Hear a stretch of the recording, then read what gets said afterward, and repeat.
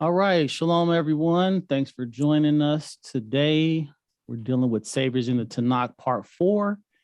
And today we're going to be dealing with Moses, Moshe Rabbeinu, the most famous prophet, probably known around the world as Moses, the writer of the Torah, the most humble person to live. A lot of attributes with Moses. One of the first things we're going to deal with is his beginning. So we're going to talk about how the Savior was saved. Exodus chapter 2, verse 1 through 6. And the man of the house of Levi went and took as wife a daughter of Levi. So the woman conceived and bore a son. And when she saw that he was a beautiful child, she hid him 3 months. So right here, the fact that she had to hide him, she saved him from being discovered, which is clear that he had to be saved before he could become a savior. So she hid him. But when she could no longer hide him, she took an ark of bulrushes for him, daubed it with asphalt and pitch, put the child in it, and laid it in the reeds by the river's bank. And his sister stood afar off to know what would be done to him. Then the daughter of Pharaoh came down to bathe at the river, and her maidens walked along the riverside. And when she saw the ark among the reeds, she sent her maid to get it. And when she opened it, she saw the child, and behold, the baby wept. So she had compassion on him and said, "This is one of the Hebrews' children." So Moses is still saved again because she had to take him up out of that water. Eventually the water could have leaked in. There's crocodiles, hippopotamuses, all kind of dangers in the river. Because eventually, I don't know where the river leads to, could have went over a waterfall, who knows? So the concept, again, like we've been stressing through all these different lessons, is this is physical salvation. He wasn't saved from any sins. He was saved from a time of danger that was right then and there. So fast forwarding into Exodus chapter 2, verse 16 and 17, this is where we're going to see the translators playing with words. So in the New King James Version, Exodus 2, 16 through 17, it says, "Now the priest of Midian had 7 daughters, and they came and drew water, and they filled the troughs to water their father's flock. Then the shepherds came and drove them away, but Moses stood up and helped them and watered their flock." So this is where the word savior is actually there. Some translations actually say he saved them, but the New King James Version says he helped them. But again, that's not what the Hebrew says. So in the Strong's Concordance, that word is translated avenging, defend, deliver, help, preserve, rescue, be safe. Let's see. That's pretty victory, salvation. So he gave them salvation from those people, from the those shepherds that came. So the concept of salvation early in the Tanakh, so far we're only in Exodus, and every situation has always been a physical salvation in a time of trouble. So the regular is called, the translation is called the CEB. It says, "But some shepherds came along and rudely chased them away, but Moses got up, rescued the women, and gave their flock water to drink." So this translation actually says he rescued them instead of he just helped them.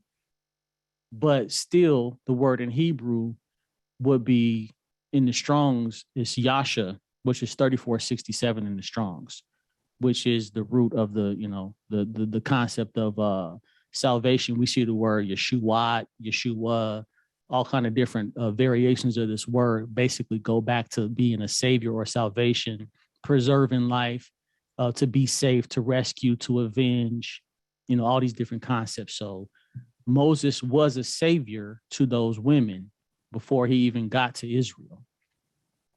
Now, when we jump into Exodus chapter 3, when we're dealing with Israel in Egypt, this is where the story thickens, because now we're dealing with a grand salvation on a national level. So this is not, did you just throw your hand up, Ross?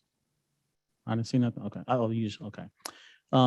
Now, therefore, Exodus 3, 9 through 10. Now, therefore, behold, the cry of the children of Israel has come to me, and I have also seen their oppression, which the Egyptians oppressed them. Come now, therefore, and I will send you to Pharaoh, that you may bring my people, the children of Israel, out of Egypt. So technically, the Most High is sending Moses to Egypt to be a savior, but it doesn't use that terminology. It doesn't use that terminology. It says to bring them out of Egypt. Why you got to bring them out of Egypt? Because they're being oppressed. So again, they need to be saved from a physical situation. And what's interesting, they weren't required to give no sacrifices. There's no blood. They didn't even believe in Moses like a savior or a Messiah. They just knew they're in a bad situation. It says they cried to God. So we see tears is what got them this salvation. It says the cry of the children of Israel has come to me. So that means that they were pouring their heart out. Now we know the prophecy had to be fulfilled that he told in Genesis concerning Abraham, but their cry still had some merit to it. 1 Samuel 7 and 8. So the children of Israel said to Samuel, do not cease to cry out to the Lord our God that he may save us from the hand of the Philistines. So we see over and over again the concept of crying to the Most High is where the salvation comes from. It's these tears, is the heart, the condition of the heart, and that's what he sees, and that's what brings about salvation many, many times. Psalm 145 and 19. He will fulfill the desire of those who fear him. He will also hear their cry and save them. So again, we don't see no concept of blood, them believing in the Messiah, all these things that are, taught in different religions. This concept of salvation is a physical thing from a particular problem. Jeremiah 11 and 12.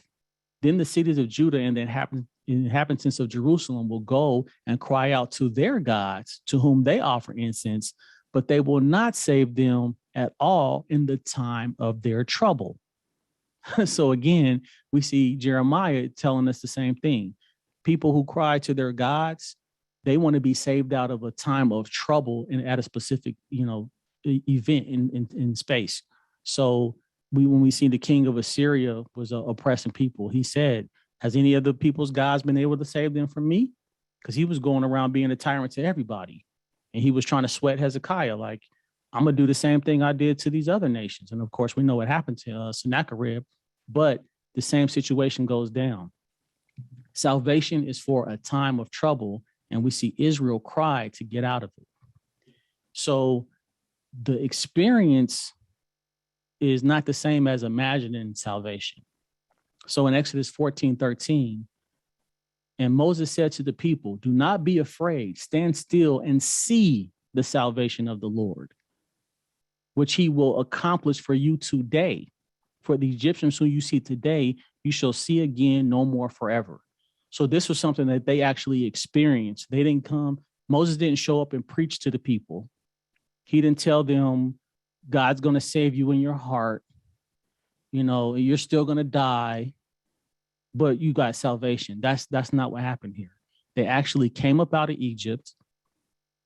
The whole nation was saved. Well, not everybody, because we know some people didn't believe that, but that's in the oral traditions. But according to the written Torah, salvation occurred. The Egyptians that oppressed them were drowned in the by the water, and it says they got salvation and they saw it, they experienced it. And we're told in Exodus 6:6, therefore say to the children of Israel, I am the Lord. I will bring you out from under the burdens of the Egyptians. I will rescue you. There goes that word rescue again, from their bondage.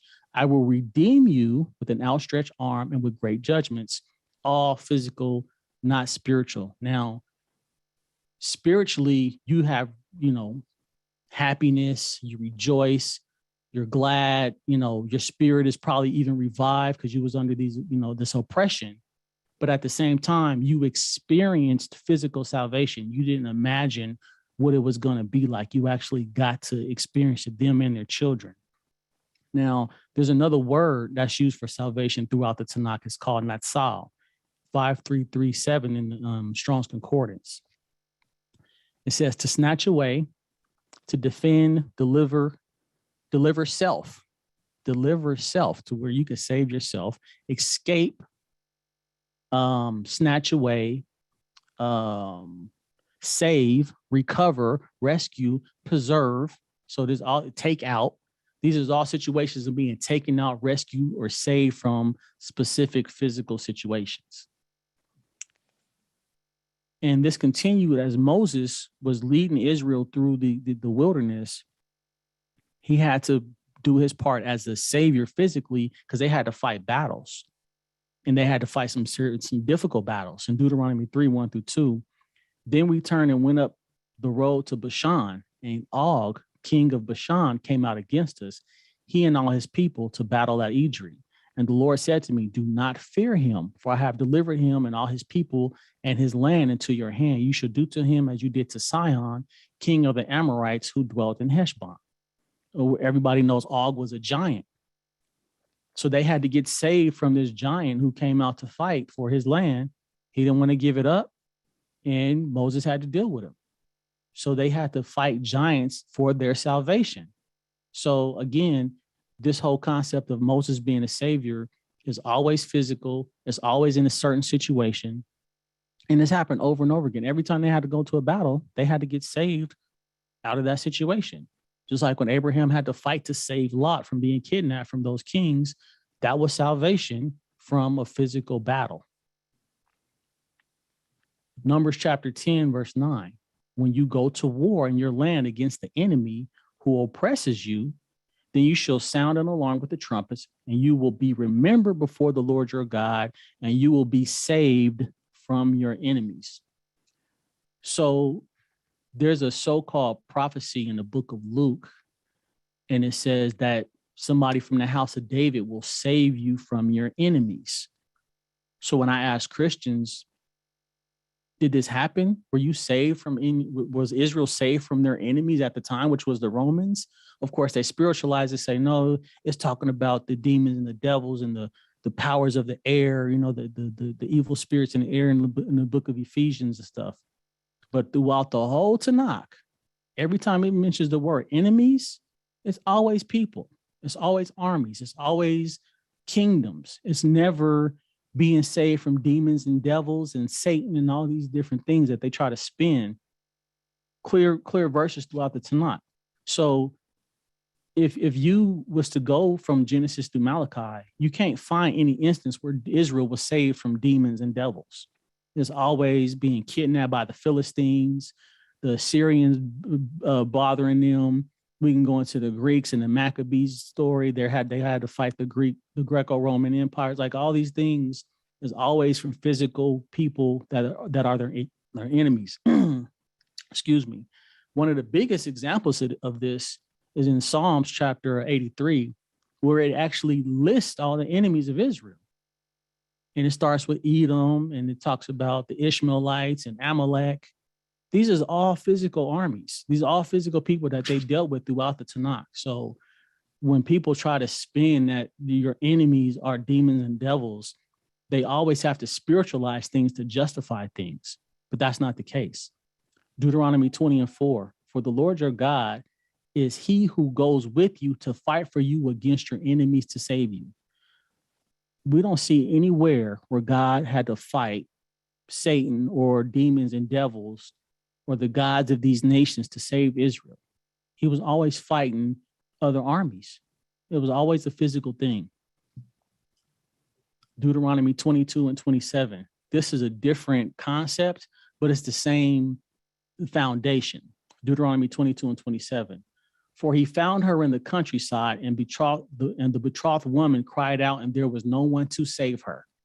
So this is some woman who's being attacked, but there was no one to physically save her. So the concept runs throughout the Tanakh of always a time of trouble. It's this, the spiritualized things are just excuses to basically paint a whole nother doctrine of what salvation is. Deuteronomy 28:29.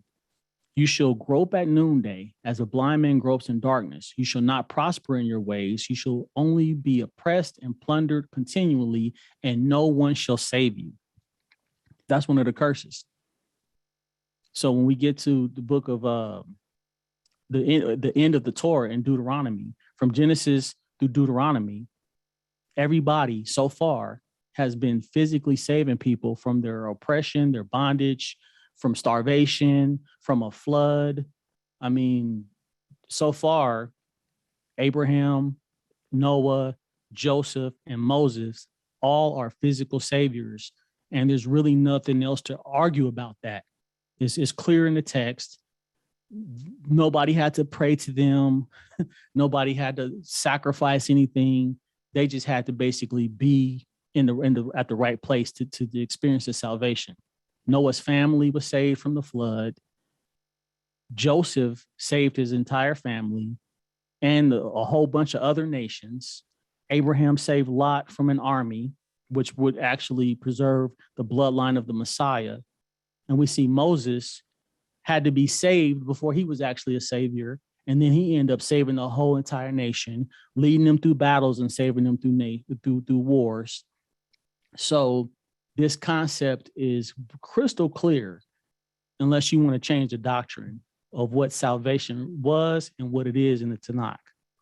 So not only that, other people knew that Israel was saved. They knew that they experienced salvation. Exodus 18:8. And Moses told his father-in-law that all the Lord had done to Pharaoh and to the Egyptians for Israel's sake, all the hardship that had come upon them on the way, and how the Lord delivered them. A lot of times it says deliver, but some translations say how the Lord saved them. And here's the kicker. Deuteronomy 33:29. Happy are you, O Israel, who is like you, a people saved by the Lord. Now today, like when I was growing up in the church, I would hear my aunts and grandparents and stuff talk about such and such is saved. Sister Johnson saved. Brother Burke is saved, or whoever. Saved from what though? Just because they have a belief? They believe in something. They go to church every Sunday. That make you saved? What are you saved from? This is specifically talking about Israel got saved out of their bondage. It says, happy are you, O Israel, who was like you, a people saved by the Lord, the shield of your help, and the sword of your majesty. Your enemies shall submit to you, and you shall tread down their high places. Again, this goes back to physical people oppressing them. Their enemies, not demons and devils, but people. They fought all the nations, the Canaanite nations, throughout their journeys through from Genesis through from when they came up out of Egypt. They had to deal with all the Canaanite nations. We know Joshua had to fight through all that situation, and they got saved out of those situations. And when they didn't listen, they didn't get saved. They got chased by these nations. They got enslaved by these nations. And when we get into the book of Judges, we're going to see Israel wouldn't listen. They would go into captivity, and they would have saviors come and get them out of that captivity. It would last for so long, and this repeats over and over again throughout the Tanakh. They go into captivity, they cry, they get saved. It just happens over and over again. So when we finally get to the New Testament, and people try to say, oh, the disciples was expecting a physical salvation, but they were wrong. Why were they wrong? If they're reading from Genesis through Malachi, they should expect that. Why wouldn't they? Why would they expect anything different? You know what I mean? So the narrative has to be spun that the disciples actually got it wrong, that he wasn't there to save them from the Romans. He was there to save their soul and all these things. But that's just spiritual talk. Nobody got saved. There's no saviors in the New Testament. Nobody got saved. He says in Luke 10:19, you will have power over all the enemy. Well, when did that happen? I have a lesson called, and it's on the TV, I've never met a Christian. When did these people have power over their enemy? We see in Acts chapter 12, James gets killed by the sword by Herod. They get kicked out of Rome. There's traditions of all the disciples being tortured. I mean, all these different things. When did they have power over all the enemy? Where was this salvation experience? It was imagined. People want to have a savior in the New Testament, but he doesn't feel the shoes of actually doing it. We see in the Tanakh, salvation actually occurred. The people experienced it. And this is one of the reasons why they had to accept the Torah, because he said, your own eyes saw this. Moses didn't come preaching to you saying, oh yeah, you're going to get saved, but some of y'all still going to die in the war, or the Egyptians going to kill a bunch of y'all, but you're saved spiritually. No, they was being oppressed physically. They needed physical salvation. And that's pretty much what we see from Genesis through Malachi. And it really cannot be argued against. And that's pretty much the end of this lesson dealing with Moses. And now we can open up the floor for discussion.